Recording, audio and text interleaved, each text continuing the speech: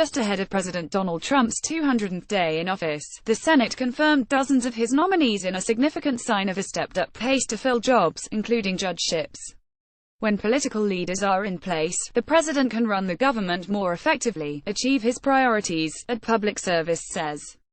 In all, the Senate on Thursday unanimously confirmed 78 nominees, among them 3 judges and 7 military officers. The remaining confirmations were for civilian political appointees across the executive branch.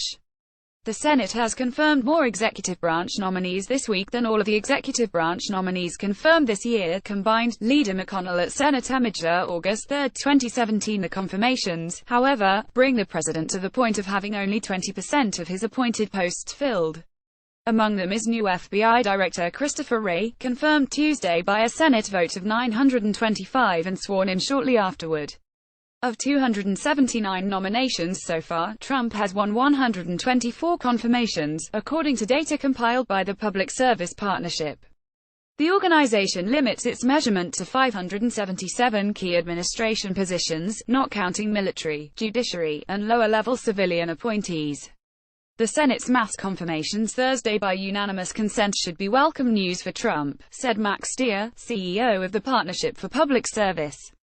When political leaders are in place, the president can run the government more effectively, achieve his priorities and deal strategically with crises, Stier told the Daily Signal in a prepared statement. Since only about 20% of Trump's top appointees are in place, there is much more for the administration and the Senate to do, but these confirmations should be celebrated as good progress. Trump still trails his recent predecessors, and has blamed this on Senate Democrats' obstructionism. Still, some conservatives note that Trump hasn't nominated administration officials at the same pace as previous presidents. Both the White House and Senate Democrats have slow-walked nominations and confirmations, said Robert Moffat, a senior fellow at the Heritage Foundation and a former assistant director for the Office of Personnel Management under President Ronald Reagan. I don't know who is more to blame, Moffat told the Daily Signal. The White House Personnel Office is not doing a good job vetting new nominees. The Senate Democrats have taken partisanship to the point of doing damage to the country. Monday, August 7, will be the 200th day since Trump took the oath of office. The Senate is going into recess through August and Trump will be on a working vacation in New Jersey for more than 2 weeks. By comparison, by President Barack Obama's 200th day in office, he had 310 confirmations out of 433 nominations, and George W. Bush had 294 confirmations out of 414 nominations. President Bill Clinton had 252 of his 345 nominees confirmed by the same point, while President George H. W. Bush had confirmations for 208 of his 315 nominees. The bulk of the Senate's confirmations for the Trump administration were in the State Department.